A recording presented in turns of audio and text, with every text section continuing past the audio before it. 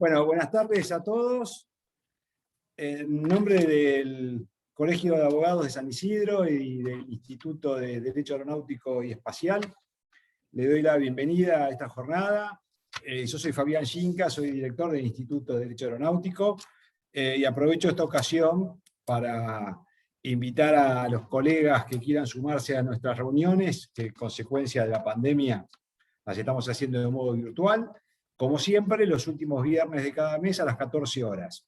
A quien tenga interés, en esta presentación al final va a haber mi correo electrónico o se contacta con el colegio para que manifestar el interés en sumarse, y en fecha de cada reunión los agregamos al grupo de Zoom a través del cual hacemos las reuniones.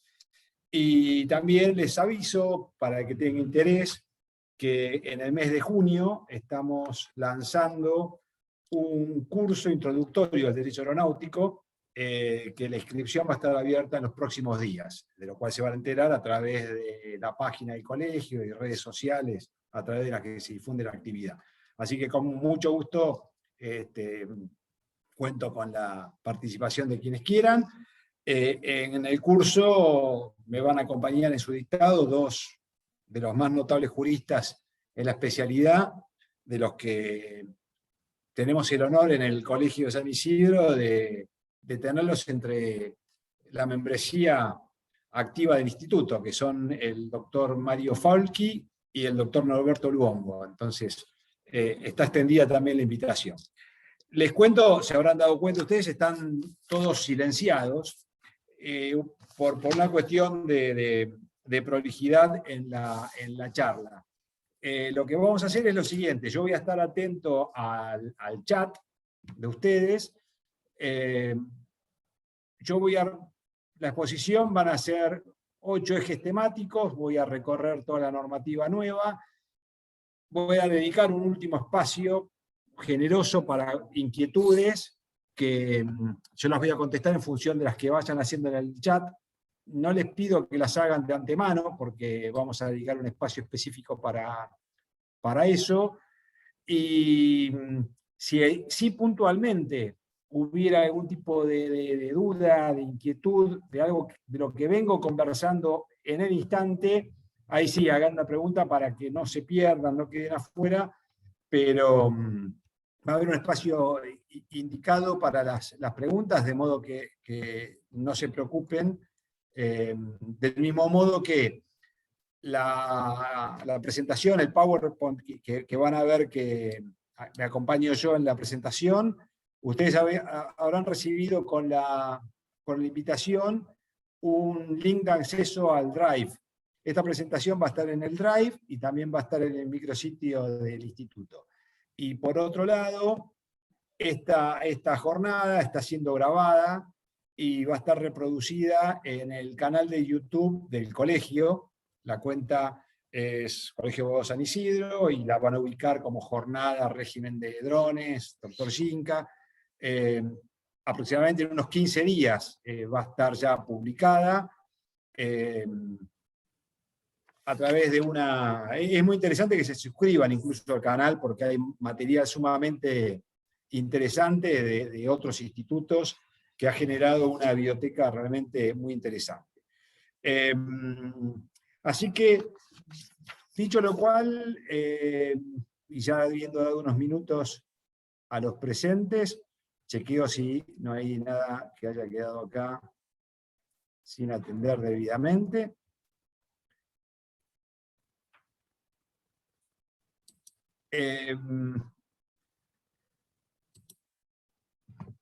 Ya yendo al tema, el régimen de drones, vehículos aéreos no tripulados para nuestra normativa, fue modificado por la resolución 880 del 2019, que prórrogas mediantes entró en vigencia el 1 de enero de este año, y se han dictado 2 resoluciones y una disposición a modo de su implementación. Fueron las resoluciones 11 y 13 de este año y la disposición 26 de la Dirección Nacional de Seguridad Operacional de la ANAC. Lo relevante de esta normativa la voy a ir tratando, así que lo cuento esto para que vayan viendo que ciertas cuestiones que hacen implementación se han ido desarrollando paulatinamente. Y yo voy haciendo un contrapunto para quien ya está familiarizado con la norma anterior, la resolución 527-2015, para que vean los cambios que ha habido. Entonces, yendo a lo que es el ámbito de aplicación, no hay novedades, el régimen aplica a todo tipo de dron y a todo tipo de actividad en todos los espacios donde la República Argentina ejerce su jurisdicción.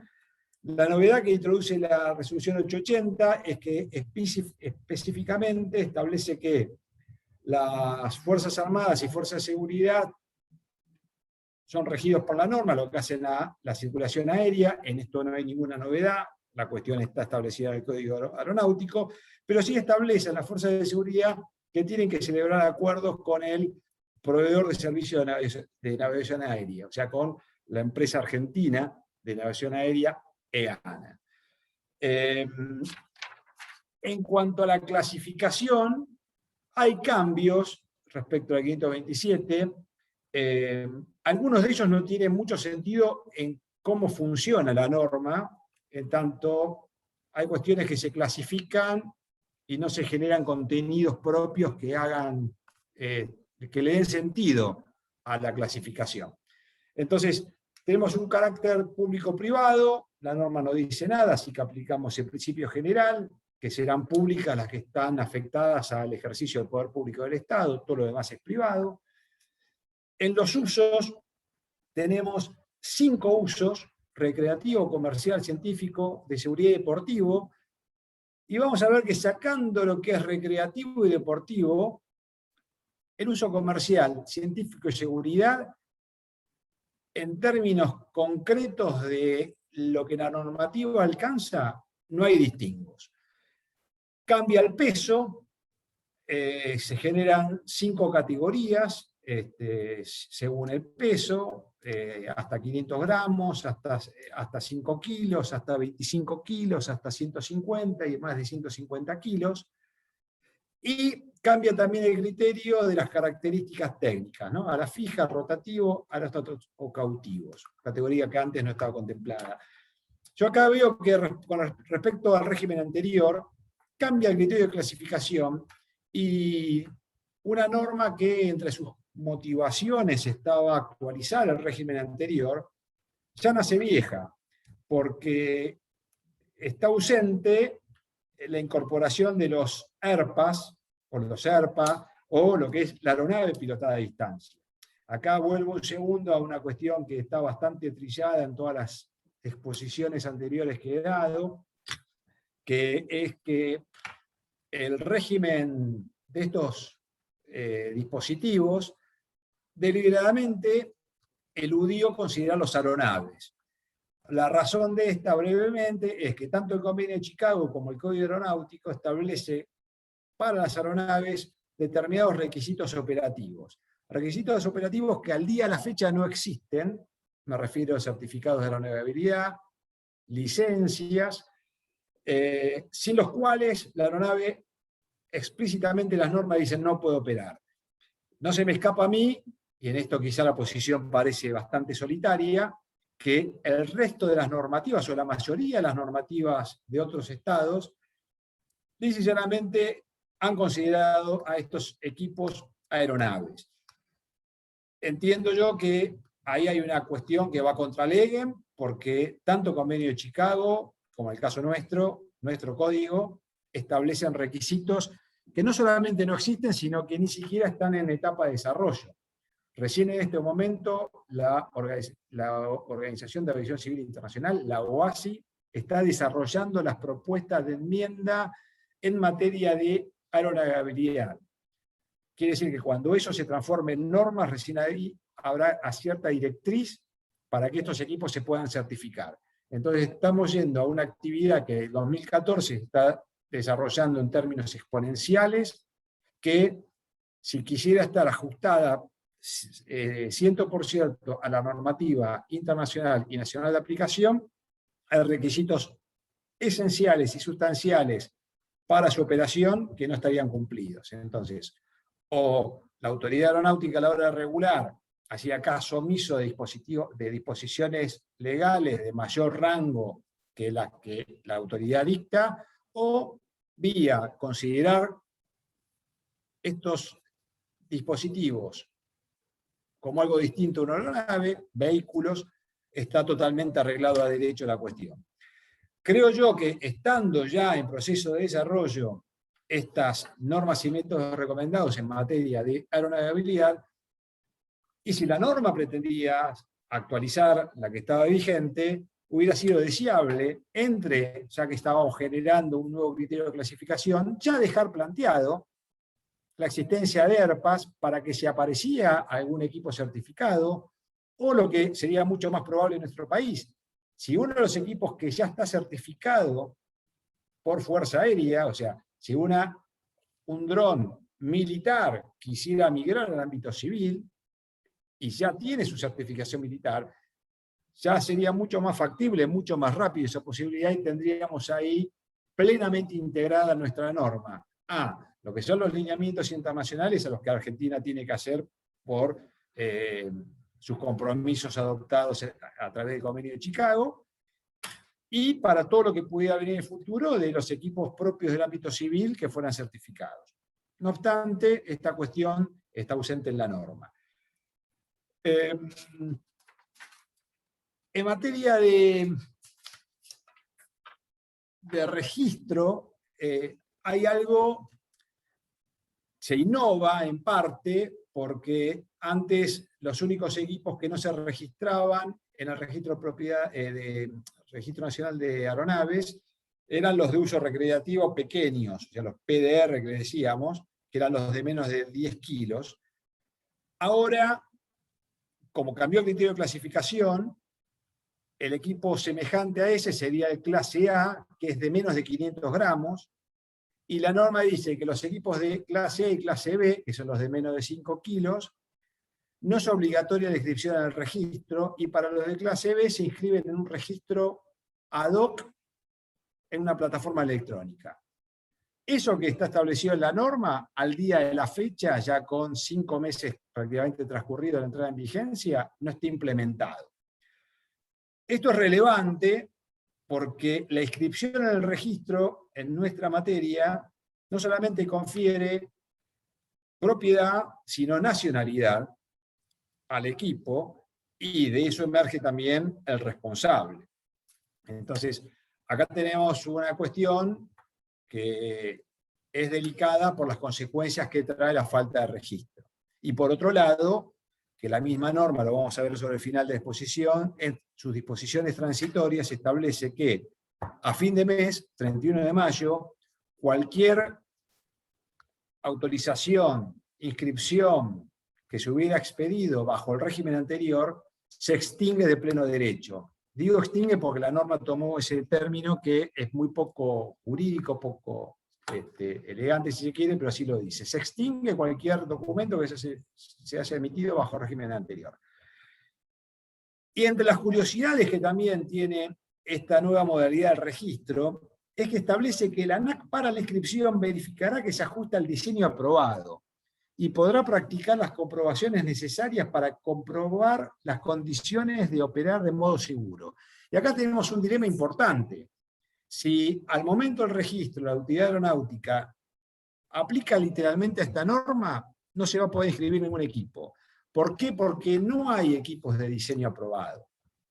Porque no hay certificado de tipo. ¿Por qué? Porque no hay certificación de aeronavegabilidad de estos equipos, que acabo de decir hace unos minutos, están en proceso de desarrollo. Entonces, por un lado, la norma nace vieja porque faltan algunas cosas y adelanta mucho al establecer un requisito para la inscripción en el registro que no existe. Y no solamente no existe, el usuario y el pretenso inscriptor de un dron en el registro de aeronaves no tiene modo de llenar este obstáculo. Estas son las cuestiones que en lo personal observé cuando este proyecto estaba en el proceso de elaboración participativa de normas y fue soslayado, y entendí que en algún momento se iba a enmendar y continúa sin enmendarse. Hay una curiosidad también que difiere los requisitos necesarios para inscribir el equipo según sea nacional y extranjero. Y es mucho más lábil el requisito de un equipo adquirido en el exterior que en el país, llegando a la curiosidad de que si uno comprara, en la hipótesis que la Argentina fuera fabricante de drones, y uno comprara un equipo argentino en el exterior que en el país, inscribiendo el equipo argentino, pero que compró en el exterior, es más sencillo la inscripción que si pretendiera inscribirlo como equipo nacional. Como curiosidad, decimos todo lo malo de golpe, después vamos a las bondades del régimen nuevo en este punto. Habla que los equipos van a tener que tener un color distintivo según el tipo de uso. Yo dije que los usos podían ser recreativo, deportivo, comercial, científico, seguridad. Pero tenemos equipos que por sus características físicas hacen que el color sea imperceptible, mucho más si está a distancia. Entonces, francamente, no se comprende aplicar este criterio, cuanto menos en las 4 o en las 3 clases de equipo más livianos. O sea, todo lo que sea por debajo de los 150 kilos. Entiendo que este distingo por color tiene poco sentido práctico. Y no hay reglamentación en materia de marcas. La norma anterior, 527, de alguna manera tornaba de aplicación lo que era la RAC 45, que era la materia de marcas de nacionalidad y matrícula. Entonces, de alguna manera, tomaba el criterio con que se matriculan las aeronaves y se señalan las aeronaves a los drones. Bueno, ese aspecto, esa remisión que había, no está replicada en la norma 880, entonces habrá que estar a una disposición técnica registral, que el reglamento dice que tendría que haberse ya dictado y no se dictó, entonces tenemos ahí una laguna reglamentaria al momento de inscribir equipos. Que insisto, ya venció un periodo de transición para quienes pretendían inscribir sus equipos nuevos aprovechando los requerimientos del régimen derogado, y ahora que ya venció esa transición y hay que adecuarse al registro, a las condiciones de este régimen, está faltando la disposición técnico-registral necesaria para esto. Dije que también había cosas buenas en el cambio en este punto de registro, y es que se contempla expresamente las inscripciones de sesiones y autorizaciones temporales de uso en el registro. Quizás no todos saben que uno de los efectos, u otro de los efectos que produce la inscripción de aeronaves, o en este caso de drones en el registro de aeronaves, es la asignación del carácter de explotador del equipo. El explotador es, en definitiva, el responsable de su uso, y naturalmente el responsable de las consecuencias del mal uso, sea por las infracciones, sean por delitos o por los cuasidelitos, o sea, los daños que se causen con estos equipos. Y es habitual en el mercado profesional de estos usuarios el intercambio, la facilitación de equipos. Hay veces que se hace en buena fe, hay veces que se hace con fines comerciales.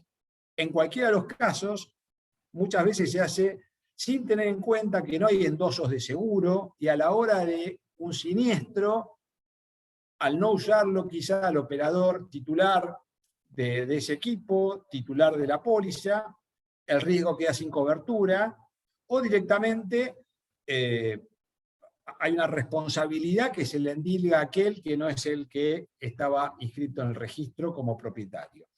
El nuevo régimen permite este tipo de inscripciones, razón por la cual vamos a ver que el universo de responsables se incrementa, porque ya no solamente el titular inscrito, el titular registral resulta responsable, sino que puede también serlo quien tiene una autorización a una sesión de equipo inscripta en el registro de aeronaves.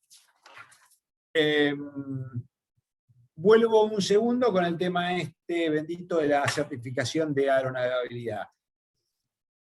Establece, el régimen para mí tiene 2 artículos que son, por llamarlo de alguna manera, nefastos, que hubiera sido conveniente revisarlos, y sigo pensando que es conveniente revisarlos. Uno es el 9 que estoy hablando ahora, el otro va a ser el 15. ¿Por qué digo que este artículo merecería ser modificado? Porque dice que no se exigirá certificados de aeronavegabilidad para clases A, B, C y D. O sea, son los equipos de menos de 150 kilos. Primer punto, digo, si no se exige, ¿para qué lo dice la norma? No aclaremos que oscurece. Es más, dice, no exigimos, y después dice, por lo que se entiende que estará aeronavegable si se ajusta a las especificaciones de fabricante. No existen esas especificaciones. Hoy tenemos un mercado de fabricantes de drones que lo que fabrican es un aparato muy versátil por desplazarse por el aire, que en una de ellas cuadra como si fuera una aeronave. Pero el mayor fabricante de drones en el mundo, DJI, sin duda, no tiene ni remotamente en su cabeza hacer un proceso de certificación. ¿Por qué no le interesa? Fabrica drones. Si es una aeronave, está bien, y si no, los vende igual. Y el usuario, como sirve, lo usa y saca mucho rédito. Y el fenómeno que, en mi opinión, genera los drones en el ámbito aeronáutico es que es totalmente disruptivo. Ingresa al universo aeronáutico gente que le era ajena y que se encuentra en el ámbito accidentalmente. No tiene el propósito de serlo. Y las consecuencias que genera esto es que ese perfil de usuario, que es mayoritario, no tiene conciencia situacional, no tiene conciencia de riesgos y le es absolutamente ajeno, por desconocimiento, toda la singularidad de que es utilizar un dispositivo en el espacio aéreo en el que es susceptible de intervenir con otras aeronaves y con otros actores propios del ámbito aéreo. Es algo así como la situación del freerider, un polizón, inconsciente, y que felizmente la nueva norma establece la obligatoriedad de hacer cursos de capacitación. Pero estamos en una transición que hasta que se genere esa conciencia situacional eleva el umbral de riesgo. Entonces, acá nos tropezamos con ciertas situaciones, no solamente que la normativa aún no desarrolló, sino que es probable que jamás vaya a desarrollar con determinados tipos de equipo, que son los más livianos, que son los que son mayoritariamente usados en el día de hoy. Y agrega la norma que los clase E, o sea, los de más de 150 kilos, se verificará que se ajusta al diseño aprobado y se podrá practicar comprobaciones que estimen necesarias para corroborar que esté en condiciones de operar de modo seguro. Vuelvo a lo que dije antes, no existe diseño aprobado, porque no hay equipo certificado. Entonces acá tenemos un artículo que, a mi modo de ver, mete mucho ruido. En materia de personal, tenemos una nueva figura que se introduce, que es el instructor de vuelo. Quiere decir que al piloto a distancia y al observador ahora se incorpora el inspector de vuelo. De la mano de esto, y ya nos vamos acercando a lo que son las normas y métodos recomendados por la Organización de Aviación Civil Internacional, aparece un certificado de competencia, o sea, nos vamos acercando al concepto de licencia. ¿Se acuerdan que al principio cuando dije que la autoridad aeronáutica consideraba esto un vehículo y no una aeronave porque hacía falta requisitos operativos? Bueno, uno era el certificado de aeronavegabilidad, los otros son las licencias. Bueno, nos vamos acercando a las licencias con un certificado de competencia, que es indispensable para todas las actividades profesionales con drones y para los de uso recreativo solo de clase C, D y E. Acá es curioso, francamente para mí, que alguien tenga un equipo clase D y E con fines recreativos, o sea, equipos de más de 25 kilos para uso recreativo me resulta curioso. No obstante, la norma establece que si alguien pretendiera recrearse con ese tipo de equipos, necesita el certificado de competencia. Y a la vez, ¿se acuerdan del comienzo que les dije que este año se dictaron 2 resoluciones, la 11 y la 13? Bueno, la 13 lo que ha hecho fue enmendar la regulación argentina de aviación civil número 67, que habla de certificación médica aeronáutica, creando un certificado de aptitud psicofisiológica específico para, mejor dicho, no es que lo crea, sino que hace que el piloto de distancia, el observador o el instructor de vuelo necesita tener esa certificación, la CMA, clase 4, mínimo. Y a diferencia del régimen anterior, que establecía que quien ya tenía una certificación médica aeronáutica le eximía de ser autorizado como miembro de la tripulación remota, bueno, ahora ser titular de una CMA no redime de ser autorizado, o mejor dicho, de tramitar este certificado de competencia, para lo cual hace falta ser mayor de edad, comprender el español, rendir un examen ante el inspector de ANAC, que la certificación para el que va a rendir sea equivalente al equipo que pretende utilizar, la vigencia de esa certificación va atada a la vigencia de la certificación médica, y dejé para el final un tema espinoso, que es, a partir de 1 de enero,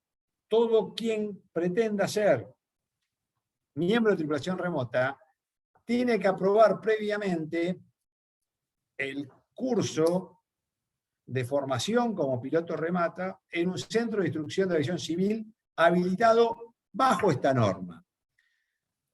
Yo en su momento hice una crítica a este punto porque existe, por un lado, en todo el país, 5 SIAC que dan cursos de esta especialidad, de los cuales 3 están en el AMBA. Entonces acá tenemos una cuestión, el famoso Dios está en todas partes pero atiende en capital, o sea, hay un problema para el usuario importante y resuelto en tiempos que si la norma era para actualizar y la autoridad aeronáutica viene aprobando distintos cursos a través de plataformas en e-learning, no parecía por qué acá por lo menos la parte práctica de esos cursos no se pudiera hacer por este lado.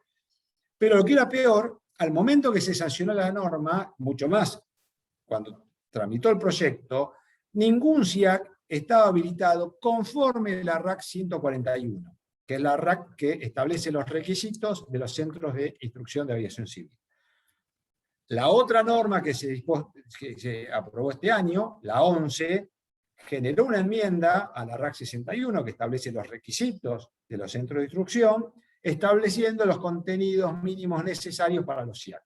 De alguna manera se había puesto el carro delante del burro, pero en buena hora, más vale tarde que nunca, se adecuó el régimen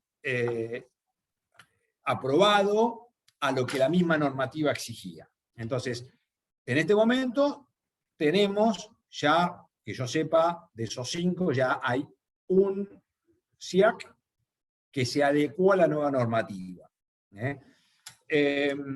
Y se crea también, dijimos, el instructor de vuelo BANT, donde los requisitos son semejantes, nada más que tiene que ser mayor de 21 años, el curso que tiene que dar en un SIAC es el equivalente al instructor de vuelo. Acá el problema que tenemos es que es el huevo y la gallina, ¿no? Hoy por hoy no tenemos inspectores habilitados, formados para poder autorizar a los pretensos instructores de vuelo.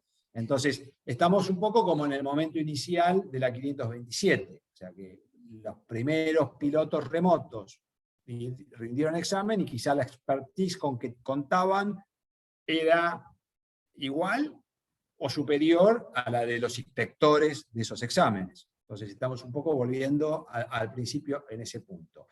Y en este sentido, la vigencia de los instructores del certificado de competencia de instructor de vuelo es de 2 años.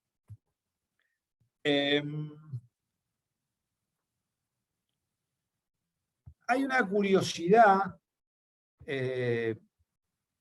respecto a los pilotos extranjeros, cosa que también yo cuestiono con vehemencia. Porque por un lado, si el piloto extranjero, y la norma lo llaman estos términos, dice, si el piloto ya ante la autoridad aeronáutica de su domicilio estaba habilitado, basta la traducción expostillado de esa licencia para que sea reconocida por la autoridad aeronáutica. Entonces, por un lado, al piloto nacional, a la hora de dar su acreditación, su certificación como piloto, se le adecua a el tipo de equipo que va a usar y el tipo de uso, y el extranjero basta con que venga con una certificación de su país de origen, que posiblemente lo certifique bajo otro estándar y no esté establecido qué tipo de equipo puede utilizar y con qué tipo de propósito, y se le pueden autorizar operaciones al extranjero en perjuicio, digamos, con un régimen mucho más lábil que el operador nacional. Y algo peor aún es que este mismo régimen dice que la autoridad aeronáutica podrá otorgar autorización excepcional y temporal a quien pretenda realizar una operación de carácter científico en forma aislada y no habitual. Esto me parece a mí gravísimo por 2 cuestiones. Ya no estamos hablando que se autoriza a un extranjero, con estas salvedades que acabo de decir, sino que dice que se puede autorizar a quien que ni siquiera es piloto, pero que viene excepcionalmente, lo hace de forma aislada y habitual, a realizar una operación con fines científicos. Francamente, si hemos visto que las operaciones de uso científico requieren, entre otras cosas, un análisis de riesgo, un plan de mitigación, bueno, todo lo que es necesario para obtener el certificado de explotador, el CEBAN, el antiguo COBANT, y va por vía de excepción o dispensa a realizar esa operación, encontramos que un extranjero, quizá con mucha menos expertise que un nacional profesional de la actividad, que ya tiene presentado su manual de operaciones, ya presentó su sistema de gestión de riesgos, lo que fue aceptado, y pide una excepción puntual, entiendo nuevamente que hay un desequilibrio en función del operador extranjero en desmedro del operador local en este aspecto. En materia de operaciones propiamente dicha, hay algunos cambios. ¿Se acuerdan brevemente del régimen anterior? El principio general era que se operaba en espacio segregado, de día, con condiciones meteorológicas favorables a una operación segura, con una distancia de hasta 122 metros y manteniendo el operador contacto visual permanente con el equipo. La nueva norma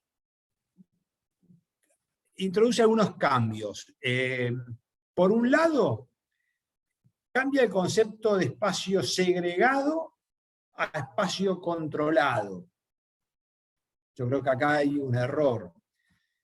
Sabemos que el espacio controlado es aquel en que el proveedor de servicio de navegación aérea brinda ciertos servicios, ¿no? De gestión de tránsito, afluencia, comunicaciones, información aeronáutica, búsqueda y salvamento, meteorología, brevemente digo lo que es el paquete de servicios que brinda la EANA, la empresa argentina de aviación aérea. El régimen anterior lo que establecía con el sistema de espacio segregado era un rol sumamente activo de proveedor de servicio de tránsito aéreo para autorizar operaciones, operación por operación, o si los hacía en términos más globales, con la necesidad del operador de comunicarse con el proveedor de servicio antes de cada operación, como para pedir coordinar con él el servicio. Ahora migramos directamente a operaciones en espacio controlado, con restricciones que varían las alturas por cómo hicieron la conversión de metros a pie, ¿no? El régimen anterior hablaba de 122 metros, 150 metros, y ahora 45 metros, ahora habla de 43 metros, 120 metros, cosa que en ese sentido es bastante menor.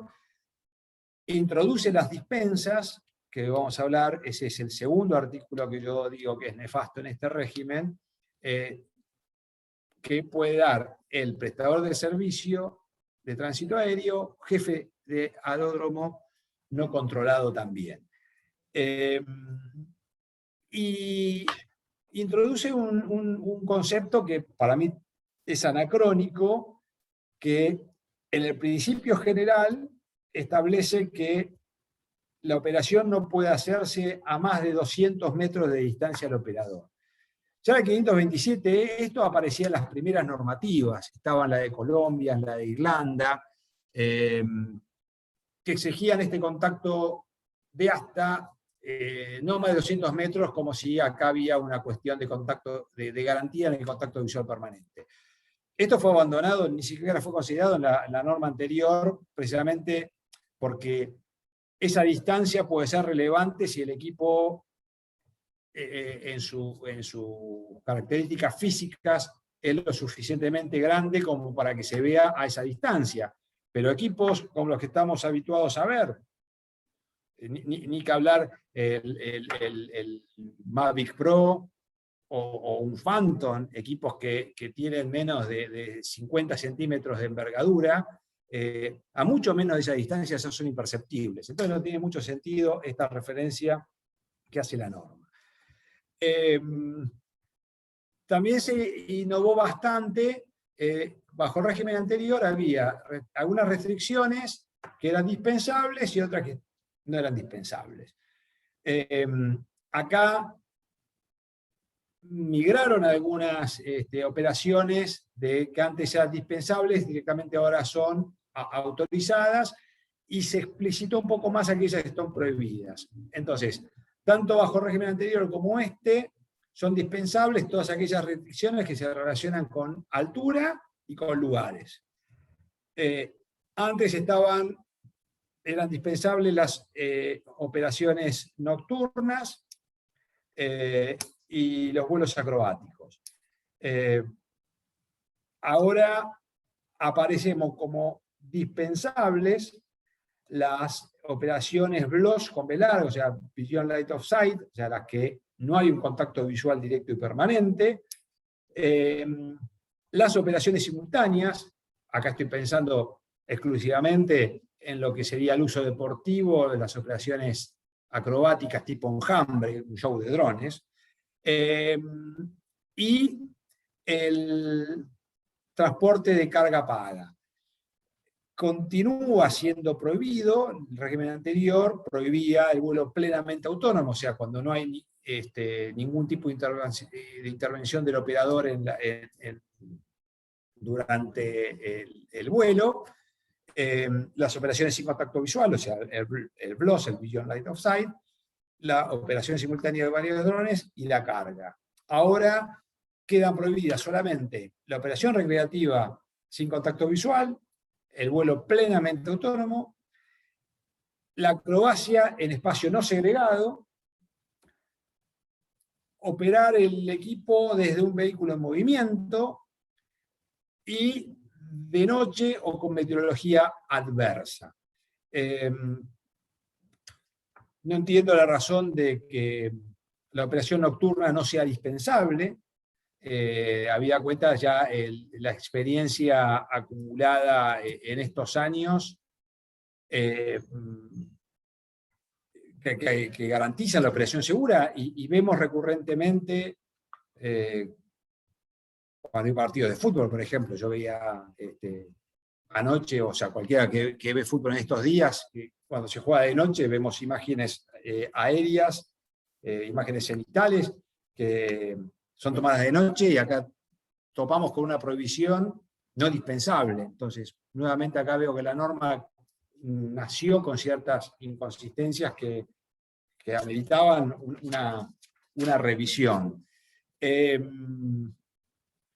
Cuando yo decía que el otro artículo que hubiera sido preferible, y considero que es preferible modificar, que es el 15, que es el que establece las dispensas a las restricciones. Vamos a ver que lo positivo del nuevo régimen es que explicita determinados espacios o determinadas superficies sobrevoladas.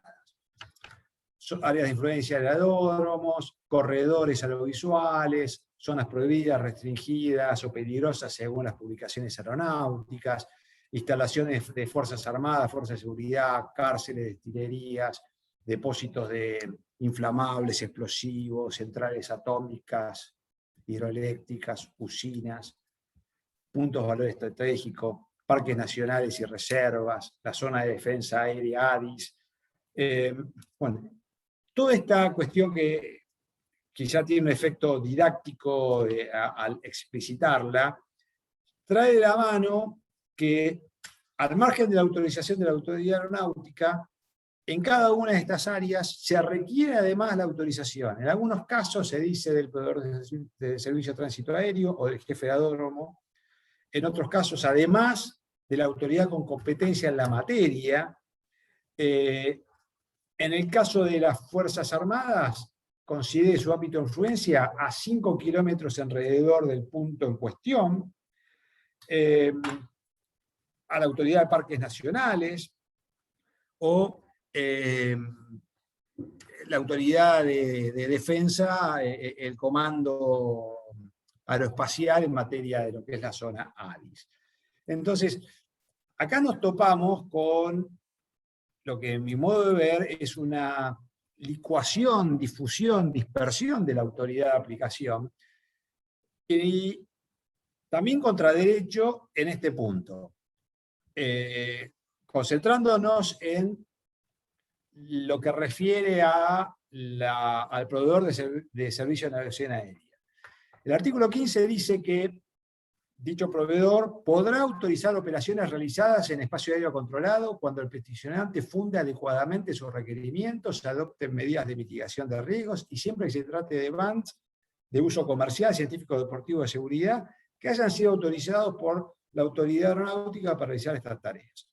Primer punto, hay un problema en la redacción, porque por un lado dice que la autoridad, que el prestador de servicio de navegación aérea podrá autorizar operaciones realizadas, o sea, ex post facto, ya se hicieron. A lo sumo, tendría que haber dicho la norma las operaciones que se pretende realizar. Ahí tiene sentido. Por otro lado, le asigna a EANA una competencia que no tiene. Recordemos, porque habla de autorizar operaciones. EANA es un prestador de un servicio de navegación aérea, actor fundamental del medio ambiente aeronáutico, pero no es autoridad. Y autoriza, valga la redundancia, la tautología, autoriza a la autoridad, no un proveedor de un servicio. Da la casualidad que EANA es una sociedad del Estado, pero podría tranquilamente, y en algunos países ocurre, que el proveedor de servicio de tránsito aéreo es un privado. Entonces, el término autorizar, en mi modo de ver, es incorrecto. La resolución anterior, la 527, cuando refería a esta intervención del proveedor de servicio de navegación aérea, hablaba con intervención o en coordinación, que yo creo que es lo apropiado para poner las cosas en su justa dimensión. Otro cuestión es que en materia administrativa sabemos que las competencias son indelegables, y la Ley de Procedimientos Administrativos habla de nulidad absoluta e insanable la delegación de facultades, cuando no hay facultades para la delegación. Y el decreto 1770 no habilita a la autoridad aeronáutica a este tipo de delegación, que por otro lado es una competencia inherente a sus funciones, la autorización. Entonces, por un lado vemos ahí una atribución de una competencia a quien no la tiene, que encima viene trasnochada en el sentido que se pide que autorice lo que ya se hizo, lo realizado. Pero además le da un rol para cual tampoco tiene competencia, que dice, cuando el peticionante funde adecuadamente su requerimiento. Entonces acá cabe preguntarse, entonces, ¿por qué razón la autoridad aeronáutica, al momento de expedir un certificado de explotador BANT, el CEBANT, pide manual de operaciones que contenga un sistema de gestión de riesgos y hable de todos la certificación del piloto, la cobertura de riesgos? O sea, todo ese análisis previo a la operación, a la expedición del CEBANT, ¿qué sentido tiene si después hay otro actor que puede desconocer lo que hace nada más ni nada menos que la autoridad aeronáutica? Entonces, vemos acá que hay una cuestión que no hay que confundir, como bien dice este artículo, que la única organización competente para otorgar autorizaciones para la navegación en espacio controlado es EANA. Está claro que la responsabilidad primaria de EANA es la gestión del tránsito aéreo en ese espacio, pero no hay que confundir lo que es gestión del tránsito aéreo con la autorización de un operador. Entonces, ese es un punto sensible de la norma que, sumado a la intervención de otras autoridades de aplicación que tienen que intervenir a los efectos de autorizar una operación, indudablemente va a ser motivo de conflictos. Imagínense el operador que pretenda realizar una actividad en un parque nacional, que por la ley de parques este tipo de operaciones estarían prohibidas porque podría poner en riesgo lo que es el ecosistema del lugar, que ya obtuvo la autorización de la autoridad aeronáutica.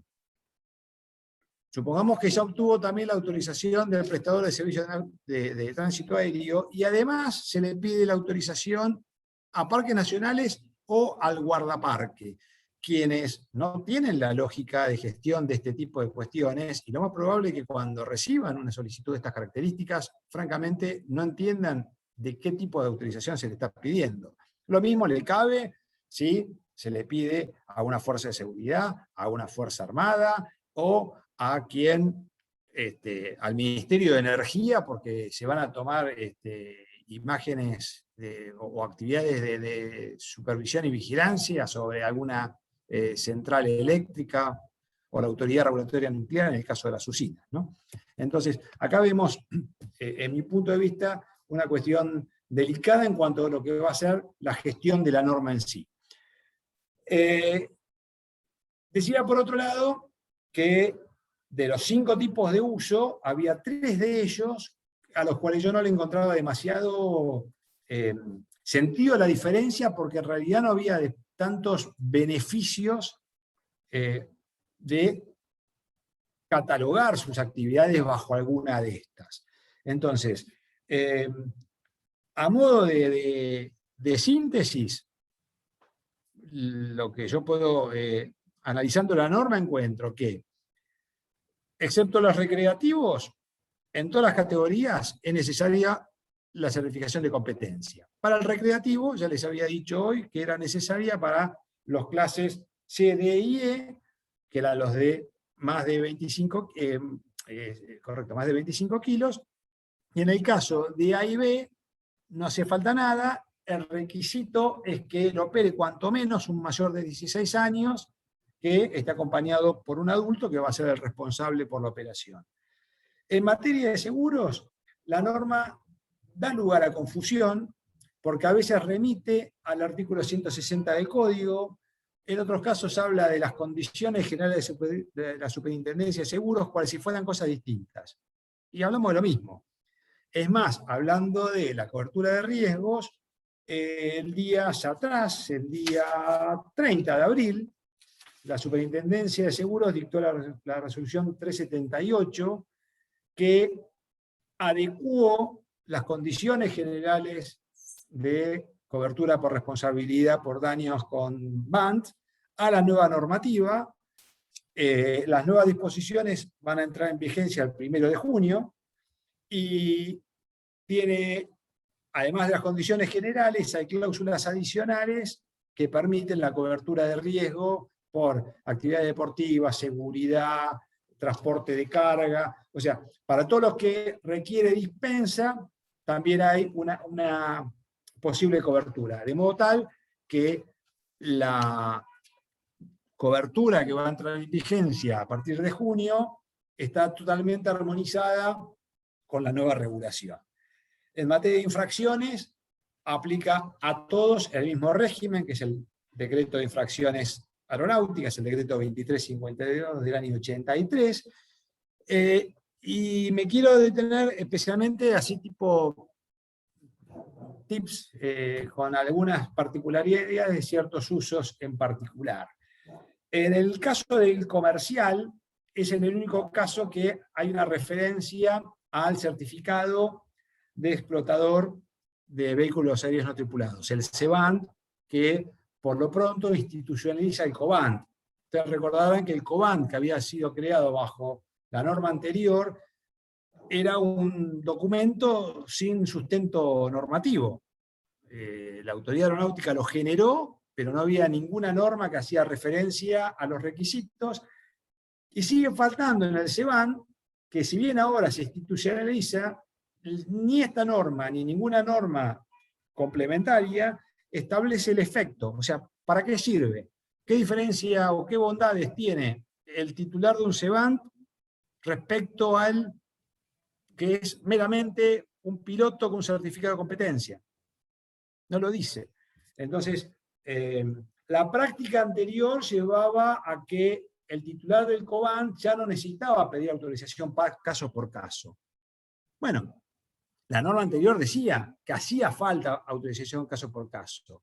Esta norma simplemente dice que hace falta autorización para las dispensas, pero no dice para qué sirve CEBANT. Debería haberse dictado una norma al respecto que no se dictó. Ahora estamos en la etapa de conversión de los COBANT en CEBANT, y bueno, estamos con una cuestión que a mi modo de ver es precaria en tanto falta sustancia. O sea, los requisitos para obtener el CEBANT son los mismos que se exigían antes para ser piloto remoto, y los requisitos que se establece al análisis de qué contenidos tiene que tener el manual de operaciones no difieren sustancialmente de lo que se pedía antes. Entonces, francamente, en ese punto yo creo que debería dictarse una norma que aclare y sobre todo que le establezca efectos. Para mí lo saludable sería que el titular de CEBANT, habida cuenta que ya presentó su manual de operaciones que fue aceptado, ha presentado su matriz de riesgos, ha acreditado su cobertura, se sabe qué tipos de equipo opera, qué propósitos y qué tripulación remota cuenta, sea suficiente para que, obtenido eso, la autoridad aeronáutica se limita a fiscalizar a ese explotador, no más.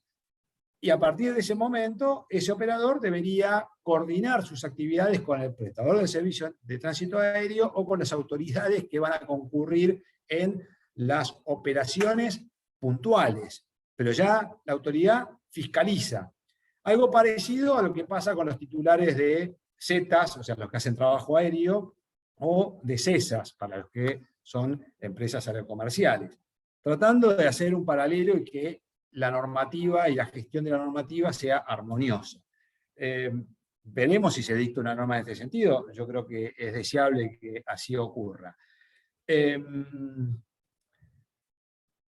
materia de seguridad hay otra curiosidad, porque hace referencia a que esa autorización especial que hace falta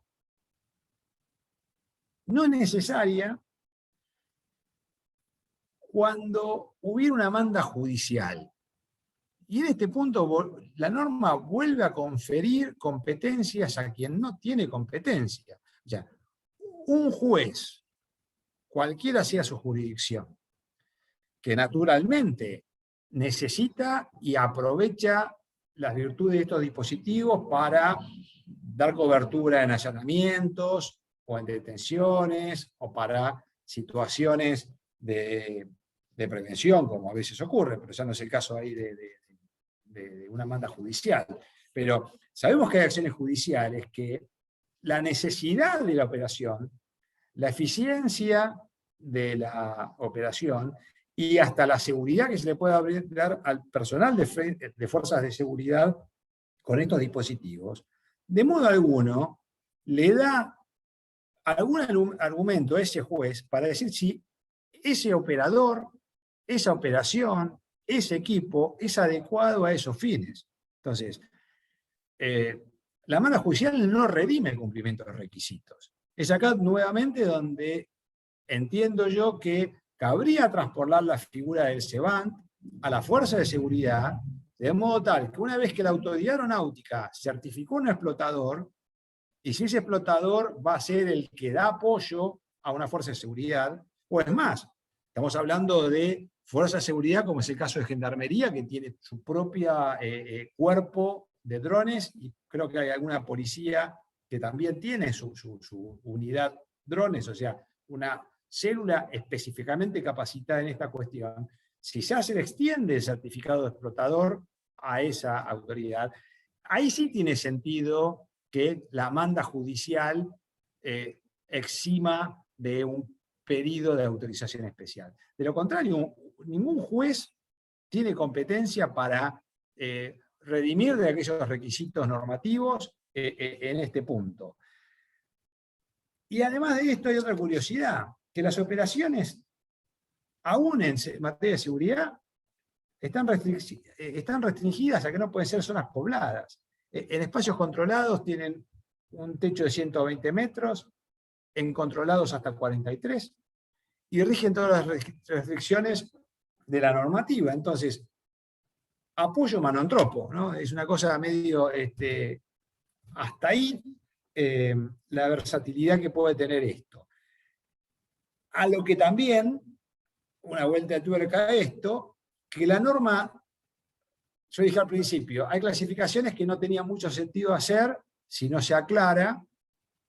Entonces, por un lado la norma hablaba de uso público y privado. Entonces, sabemos que el uso público es cuando se usa en el ejercicio del poder público del Estado. Correcto. Hablamos ahora que se crea un uso de seguridad.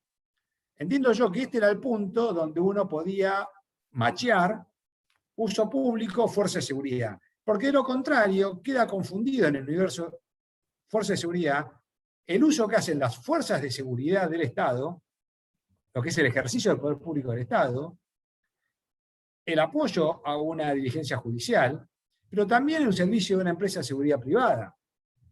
Yo llevo muchos años escuchando y he tenido algún alumno en algún curso que se capacitaba porque trabajaba para una empresa de seguridad privada que pretendían brindar este servicio en barrios cerrados, clubes o en distintos eventos.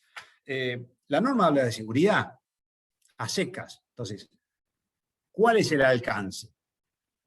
Público-privado. Bueno, era una oportunidad necesaria para aclarar y no fue aclarado. Entonces, como verán, este también es un aspecto vidrioso, donde la norma creo que podría haber ido un poco más lejos.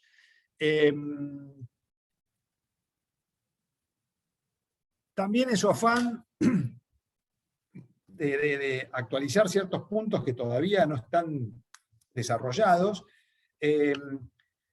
la norma regula las operaciones internacionales. Sabemos que al día de hoy no existen operaciones internacionales, pero lo más grave, o sea, no solamente adelanta mucho, sino que adelanta tanto que dice que el enlace de mando y control debe cumplir los procedimientos y certificaciones impuestos por la ANAC. Nuevamente, acá la ANAC no ha regulado la cuestión. No existen estas normas. Entonces, no tenemos ni normas internacionales ni normas a las cuales el pretenso operador de estas operaciones pretendan realizar.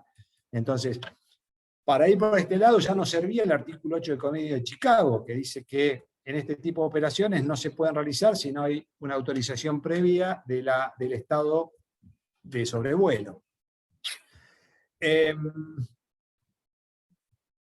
También tenemos acá un aspecto que es, en términos operativos, la prohibición de desactivar sensores vitales.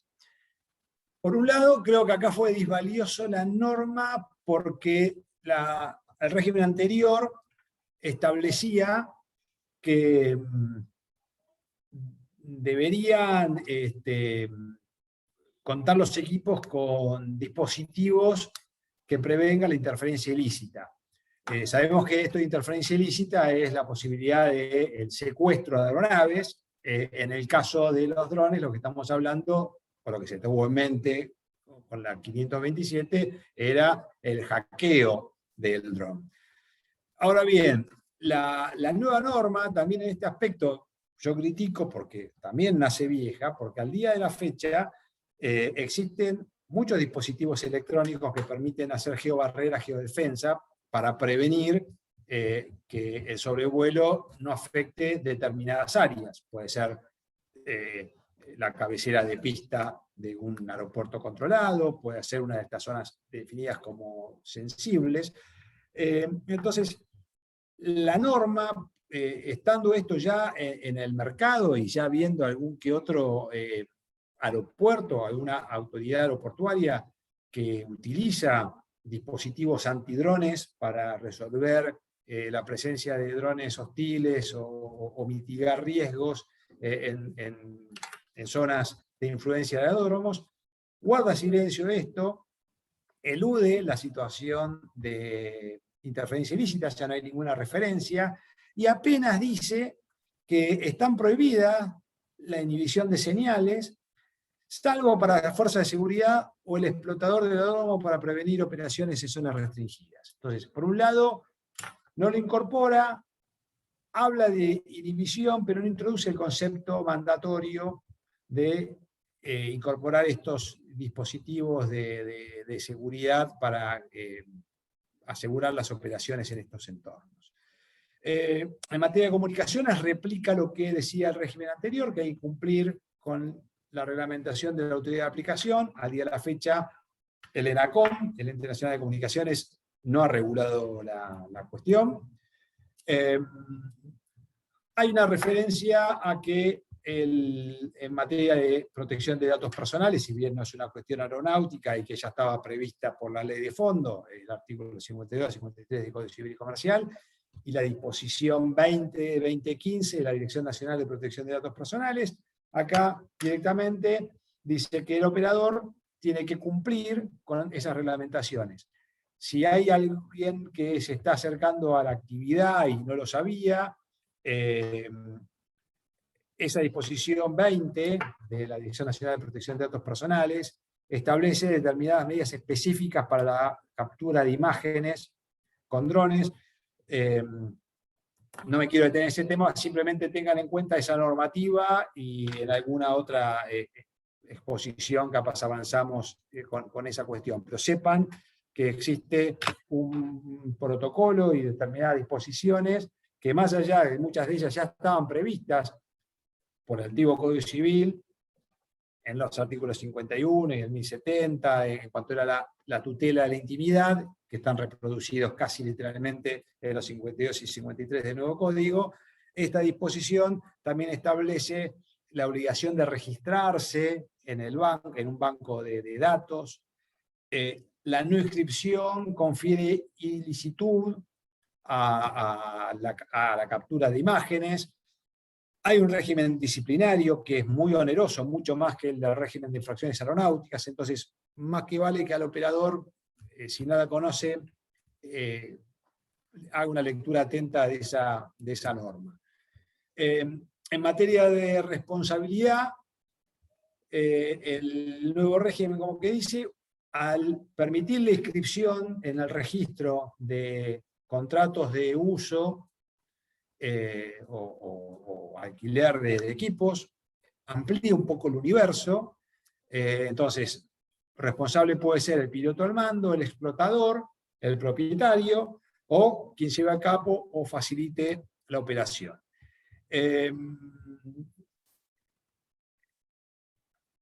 Agrega en materia de infracciones, la nueva norma habla que la autoridad aeronáutica podrá, acá tenemos un problema grave que es la fiscalización, ¿no? O sea, todos conocemos que el uso clandestino o sin autorización de equipos y la dificultad de en tiempo real de repelir o sancionar esa infracción.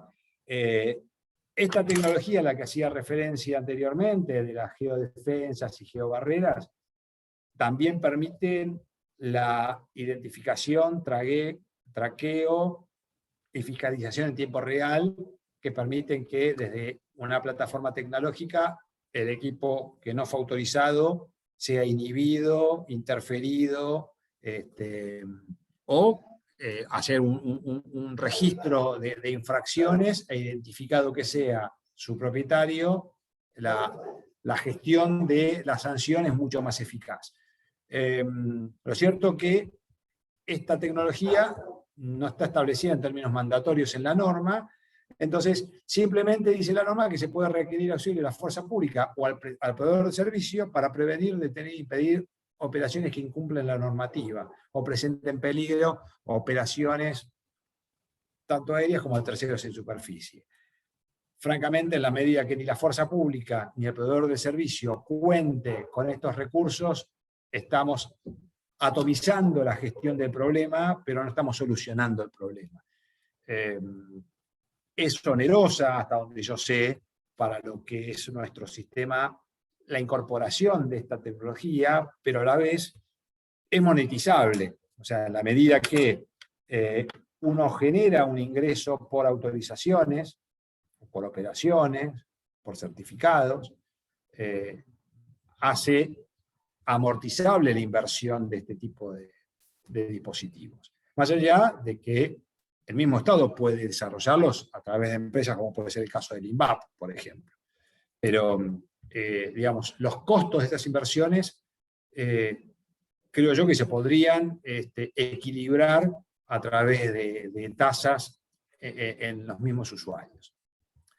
En materia de quién es el responsable, está claro que es los que dijimos, pero cuando hay un accidente, agrega la norma, con ambigüedad, que hay una obligación del explotador y piloto al mando de informarlo a la autoridad más próxima por el medio más próximo que responda. Acá tenemos un dilema, porque yo les dije al principio que estos equipos no son aeronaves para la norma, son vehículos. Entonces, habría que preguntarse si la Junta de Seguridad de Transporte, la que reemplazó a la Junta de Investigación de Accidentes de Aviación Civil, tendría competencia en esto. Está claro que si el hecho involucra a una aeronave, tendrían intervención no por el dron, sino por la aeronave que participó en el incidente o en el accidente. Pero si el problema fuera en otro ámbito, cabría preguntarse si queda dentro de su ámbito de competencia.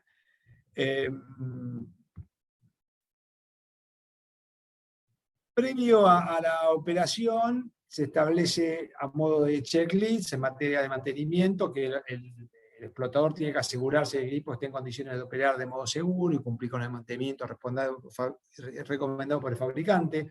Acá tenemos un problema, porque tal mantenimiento no está establecido por el fabricante, Y además dice que el explotador deberá garantizar el mantenimiento para acreditar la condición de aeronavegabilidad. Sabemos que la condición de aeronavegabilidad va de la mano de lo que es la certificación. Entonces, nuevamente, acá por un lado, la norma mejoró respecto al proyecto, porque el proyecto al desarrollar lo que era mantenimiento y organizaciones de mantenimiento, establecían previsiones que eran de cumplimiento imposible, y por otro lado, ningún fabricante del exterior iba a seguir estas prescripciones normativas, por lo que dije al principio. Un fabricante como DJI no pretende fabricar aeronaves, da lo mismo fabricar lo que hace, un juguete que es muy versátil para esto, pero curiosamente iba a tenerse a eso.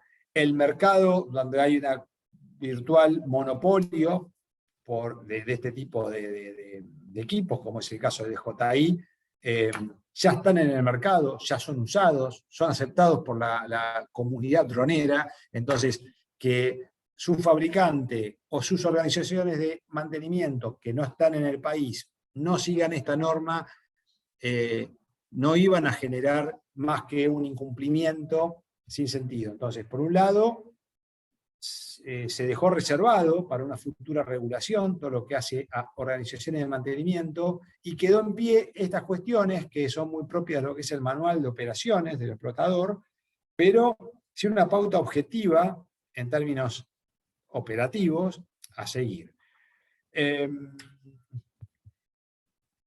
Y para terminar, y ya dejarle un lugar para algunas preguntas, voy a las disposiciones transitorias, que son muy jugosas, por lo que les anticipé que el 31 de mayo, todo aquello que fue generado bajo el régimen anterior pierde efecto. Entonces, la 880, ya por diciembre de 2019, había establecido en materia de registro que se iba a dictar una disposición técnica registral que iba a reorganizar el registro. Corrió un plazo, está corriendo, mejor dicho, un plazo del 1 de abril al 31 de mayo para reempadronar todos los drones registrados.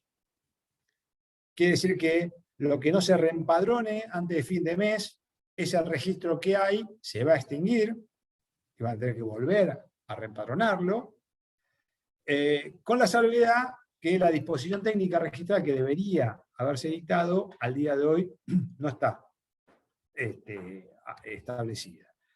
En materia de autorizaciones, esto es muy importante por lo que les dije. Por un lado, se crea un certificado de competencia en la materia, y está corriendo un plazo, también desde el 1 de abril hasta el 1 de junio, para convertir las autorizaciones de miembros de tripulaciones remoto en certificados de competencia, para lo cual es imprescindible contar con una certificación médica aeronáutica clase 4. Quiere decir que quien ya tiene la CMA clase 4 puede pedir antes del 31 de mayo la conversión de su autorización de miembro de tripulación remoto en piloto remoto con certificado de competencia. Decía la resolución 880 que cuando se pida esto, si no se aclara bajo qué modalidad quiere certificación, se lo va a certificar como piloto de ala rotativa. Y en materia de Cobant, también dije que, en mi opinión, el día 13 venció, o sea, el viernes, venció el plazo de conversión de Cobant en Cebant, porque la resolución 880 decía que esa conversión había que pedirla dentro de los 90 días hábiles de aprobada la nueva norma.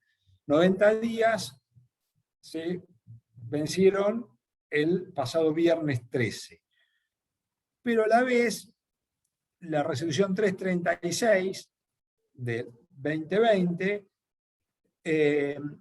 establece que la totalidad de documentación expedida bajo régimen anterior se va a extinguir el 31 de mayo. Entonces, ahí tenemos como estos 17 días de diferencia que alguien podrá tal vez interpretar como que el plazo de conversión no venció el viernes, sino venció el 31 de mayo. Como sea, estamos, digamos, ya en las postrimerías de las autorizaciones anteriores, por lo cual, bueno, quienes estén en esa situación, yo no puedo más que recomendar que rápidamente deban hacerlo. Por mi parte, en este momento, yo ya doy por cerrado cuanto a mí me interesaba transmitirles, y tenemos unos 15 minutos aproximadamente para contestar las inquietudes que tengan. Yo no sé si alguien ya había mandado, yo a partir de ahora voy a empezar a leer las consultas que tengan.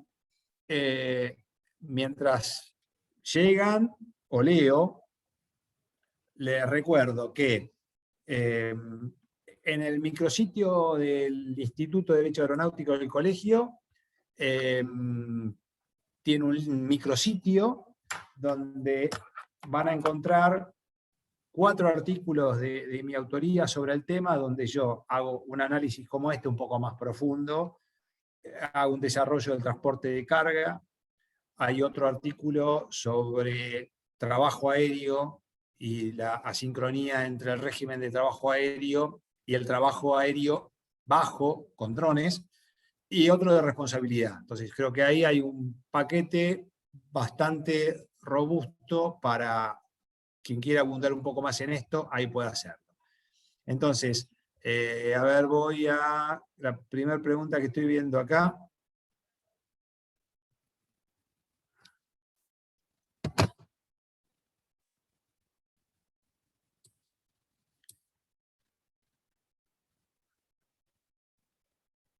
Gracias a todos los que dicen, los felicito, gracias, pero me voy a concentrar a las preguntas. Dice,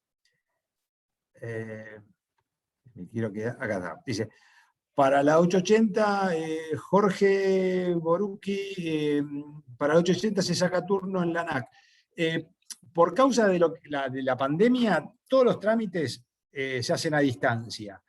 En la página de ANAC, lo que es la conversión de autorización de piloto remoto y el reempadronamiento, hay como un instructivo, están los enlaces, contactos por mail de orientación, y lo que es la conversión de Cobán en Cebant, dice como que estaba, a la última vez que yo ingresé por lo menos, decía que el sitio estaba en construcción. Como sea, los trámites se hacen a distancia, y lo que yo recomiendo, o sea, son 3 trámites básicamente los que tienen que hacer: reempadronamiento del equipo en el registro, conversión de autorización miembro de tripulación remota en certificado de competencia, conversión de Cobán en Cebant. Esos 3, yo lo que recomiendo que hagan 3 trámites distintos y en cada cual acompañen, bueno, en el de registro naturalmente, que ya lo tiene registrado, la constancia de inscripción. En los otros 2, la conversión de autorización y de Cobán en Cebant, acompañen toda la documentación que tengan. La autorización, MOE, cobertura de riesgos, porque como son distintas áreas de la misma dirección que gestionan esto, para que fluya más rápido, yo recomiendo que traten de hacerlo de modo integral para evitar observaciones o que le pidan alguna otra cuestión. Entonces, el trámite se hace directamente a distancia por esta cuestión, ¿no?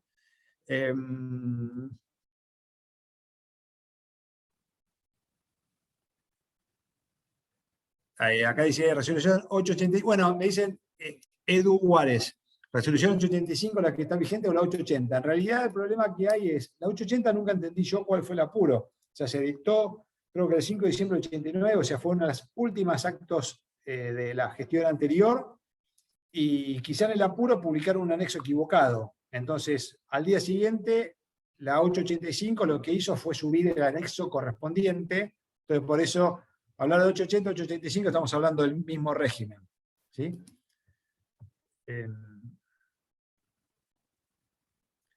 Mike Ferrari, si tenés el certificado de operaciones, el anterior del Cobán y CMA vigente, entran también los... sí, lo que dice la norma es que toda la documentación que se dictó bajo la 527 queda sin efecto. Entonces estamos haciendo, habemos la conversión de Cobán en CEBAN. Entonces hay que tramitar. La CMA es distinto, porque es una certificación médico-aeronáutica que ya tiene su propia vigencia establecida.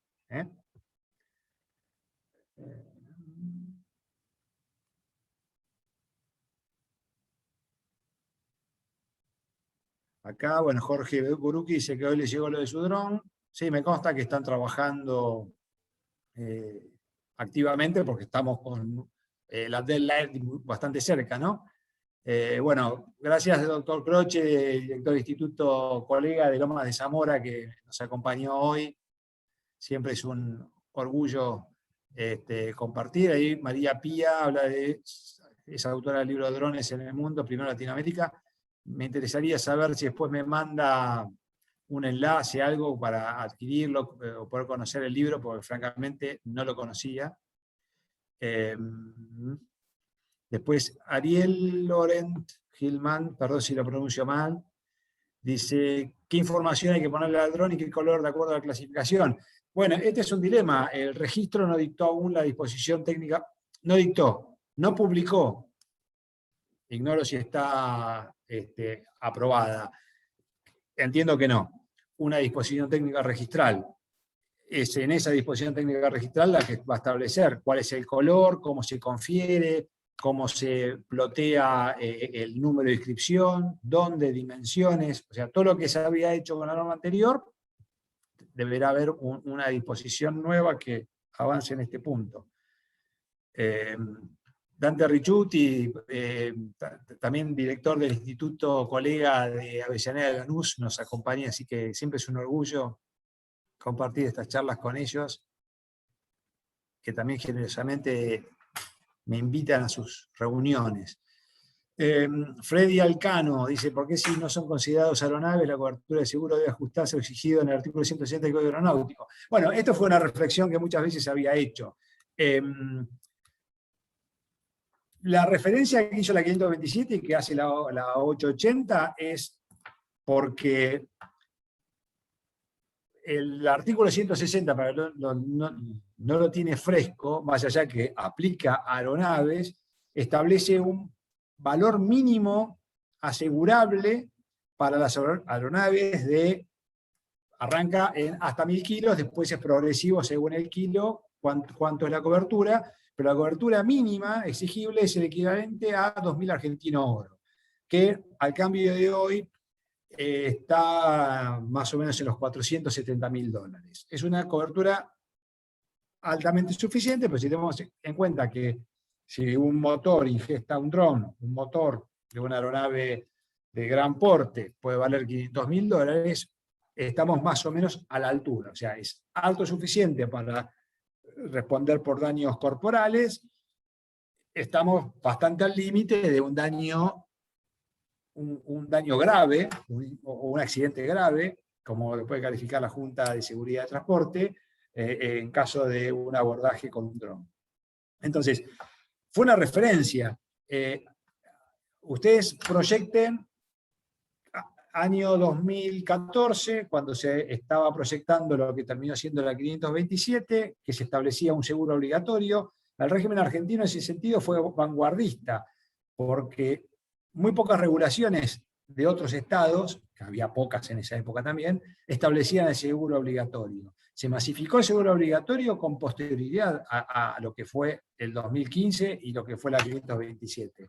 Entonces, en ese momento, el mercado de seguros no tenía ninguna referencia en materia de monto asegurable. Había que tomar una referencia para que puedan tomar un valor de cobertura.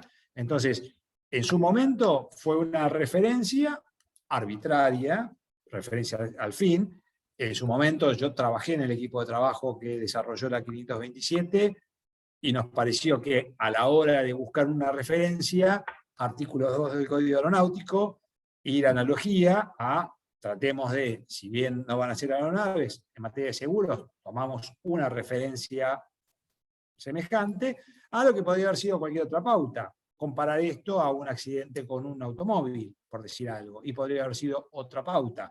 Lo cierto es que bajó mucho, pero mucho, mucho el costo de seguros. Recuerdo las primeras coberturas equivalían a los $1.000 al año, y al día de hoy, yo hace poco vi una cobertura de riesgo y estamos en los menos de $30.000 por año.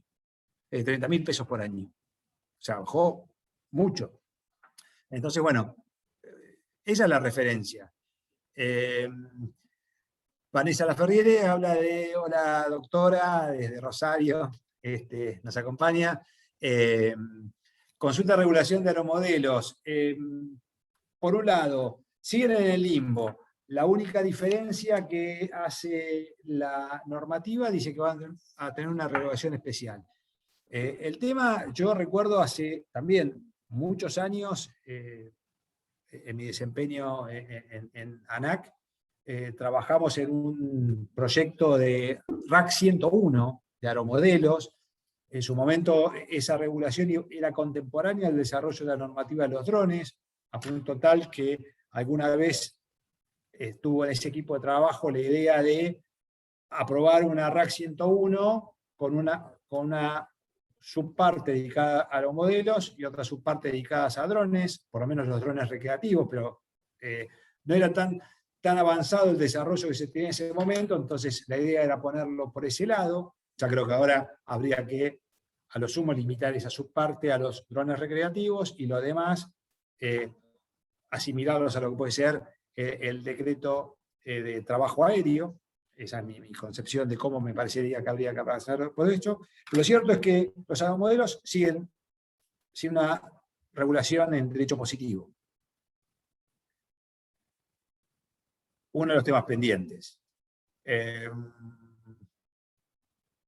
Bueno, yo agradezco todos los saludos, después esperaré poder leerlos a todos porque francamente no tengo tiempo de leerlos a todos ahora en este momento.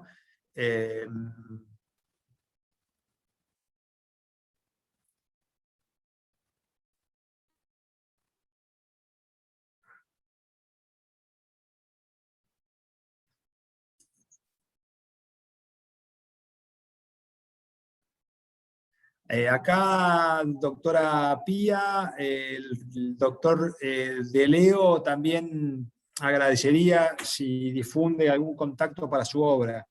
Así que después, si me lo pasa, yo de alguna manera ese contacto lo difundo para que todos los que estén interesados puedan hacerlo.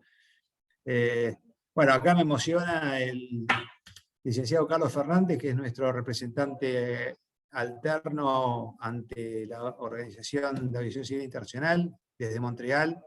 Mando un saludo. Bueno, es largo y emotivo. Gracias, Carlos.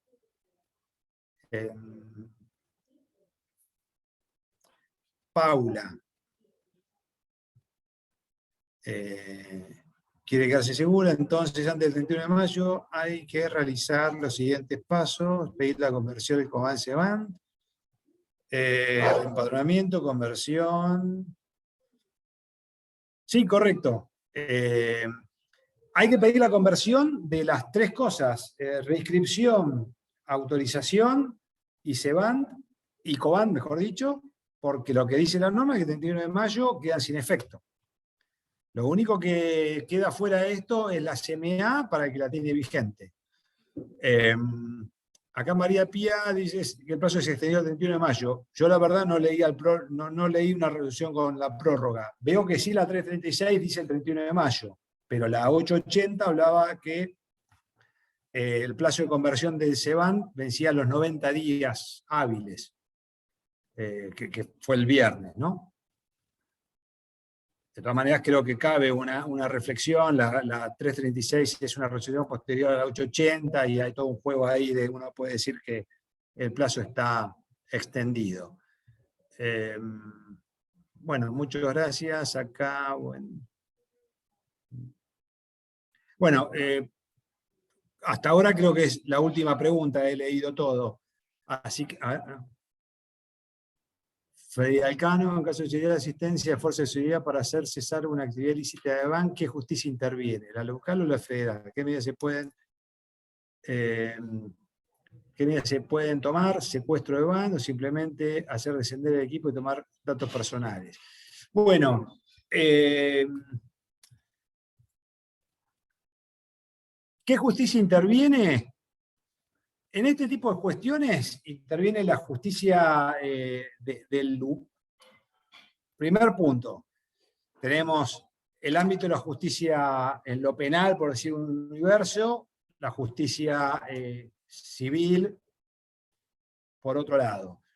Si la actividad ilícita, por ejemplo, consiste en captura de imágenes indebidas, ahí tenemos el ámbito de la justicia en lo civil. Yo creo que ese tipo de cuestión va a ser siempre a posteriori del hecho, porque en tiempo real no va a haber, no hay modo de en tiempo real acudir a justicia para el cese. O sea, estos artículos que hice referencia hace un rato, el 51 y 52 del Código Civil y Comercial, precisamente lo que hacen es tutelan la intimidad y establecen que el damnificado puede acudir a un juez para pedir el cese de la intromisión o la indemnización reparatoria de la violación dañada.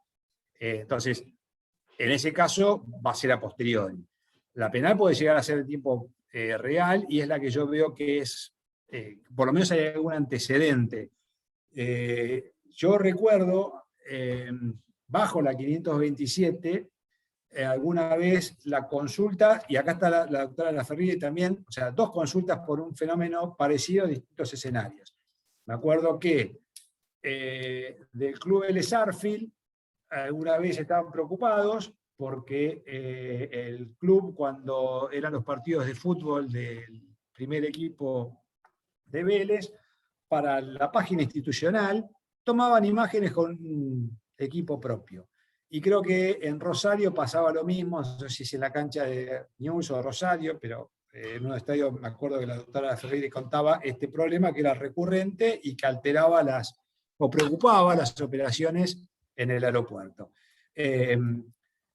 Francamente no recuerdo qué pasó en Rosario, pero sí me acuerdo que pasó acá en Capital, donde en su momento la policía metropolitana incautaba el equipo del club. Y recuerdo que lo hacían al amparo del Código Contravencional, que tenía una figura un poco laxa, si se quiere, una interpretación bastante singular, que hay un capítulo de prevención de delitos en espectáculos deportivos. Entonces, si bien la figura estaba clara que lo que se penaba era el ingreso al estadio con todo aquello que podía generar riesgos a terceros, bueno, aplicaban que ese dron podía generar algún tipo de riesgo y bajo esa figura incautaron el equipo. Francamente, no sé en qué terminaban esas infracciones. En ese momento la norma recién estaba en vigencia, no estaban las autorizaciones especiales, o sea, había mucha cuestión donde algunas infracciones administrativas carecían de un respaldo normativo, algo parecido como pasó en Estados Unidos, cuando la Federal Aviation sancionó a los primeros usuarios drones y después de la National Safety Board dejó sin efecto las nulas porque ni siquiera se sabía si esos equipos eran aeronaves y en tal caso bajo qué norma se los sancionaba. Entonces, bueno, algo parecido pasó acá. Entonces, para no dispersarme, ¿qué tipo de justicia? Hablo de justicia ordinaria. Ustedes saben que en materia aeronáutica el fuero competente es el federal, pero estas son cuestiones que no comprometen el conflicto de normas aeronáuticas de tipo federal, sino que son entran al amparo de lo que son cuestiones comunes, como es una reparación de daños. De hecho, cuando ha habido lesiones con drones, ha intervenido la justicia contravencional, tanto la ciudad como la del Poder Judicial de la Nación. En un episodio que hubo en la Plaza Constitución, y otro que hubo cuando se reinauguró el Teatro San Martín. En eso se intervino el fuero ordinario. Y bueno, secuestro de band, lo dicho, ¿no? La Policía Metropolitana en su momento lo hizo, y el régimen legal de parques nacionales le habilita al guardaparque a incautar el equipo. No conozco otra situación donde se pueda incautar el equipo sin orden judicial. En esos dos casos puntuales existe. Después, el hacer descender el equipo y tomar datos personales, ya esto es una cuestión más compulsiva, estamos a la buena voluntad del operador. Por eso digo, esta norma en un punto también nace vieja, porque ya contamos con tecnología que permite la identificación, traqueo y fiscalización en tiempo real. Entonces, contando con ese tipo de tecnología, esto no sería un problema. El problema existe en la medida que no le implementemos esa tecnología.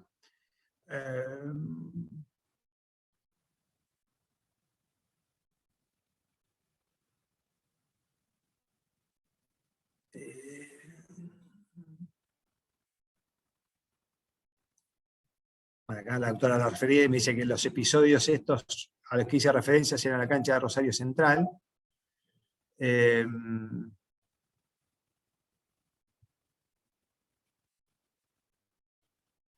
Acá la doctora Pía, sobre el tema jurisprudencia, refiere que en su canal de YouTube, Tecnoleye, están...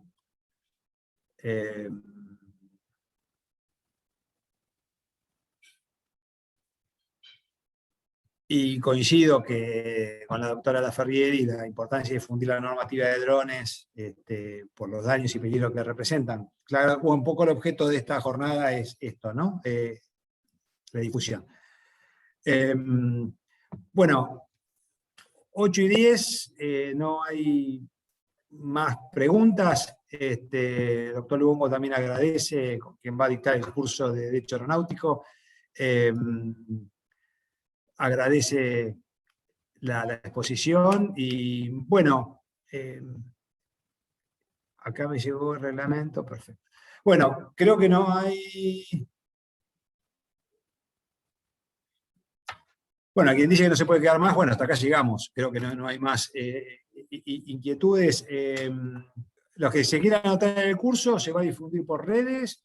El que quiera leer más, ya le dije dónde hay material. El que quiera sumarse a las reuniones del instituto, más que agradecido, bienvenidos a participar.